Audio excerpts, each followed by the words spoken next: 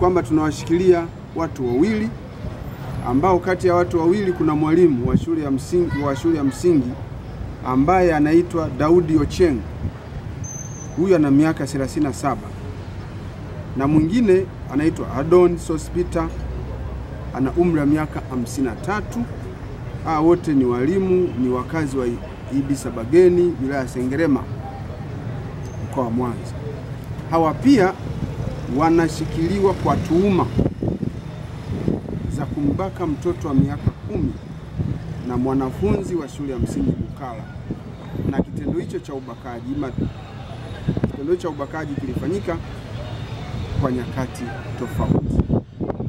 Ni kwamba mwezi wa 10 mwaka jana hadi mwezi wa 2 mwaka huu, miliki wa nyumba anamoishi muhanga wa tukio Adon, ambaye anaitwa Adon Sospita, kwa nyakati tofauti alimfanyia kitendo cha kikatili kwa kumbaka mtoto huyo, ambapo alimuita ndani ya chumba chake ili waweze kuangalia tamthilia kwa pamoja.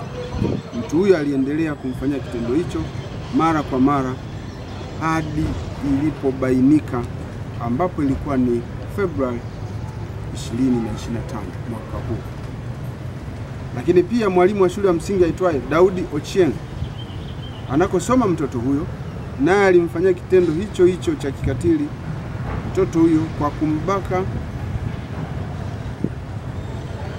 ambapo mwezi Februari mwaka 2025 alimuita mwanafunzi huyo nyumbani kwake ili aweze kumfundisha masomo ya ziada, lakini ikawa kinyume chake. Baada ya kuwa ameingiwa tamaa ya kimwili, aliamua kumwingilia binti huyo.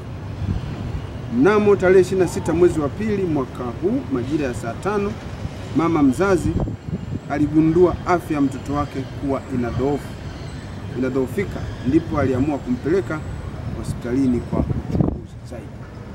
Baada ya uchunguzi kwa mtoto huyo, ilibainika kuwa ana michubuko sehemu za siri, ndipo mzazi wake aliamua kutoa taarifa kituo cha polisi, ambapo uchunguzi ulianza mara moja kwa kuwatafuta watuhumiwa wa tukio hilo na kuwatia mbaroni.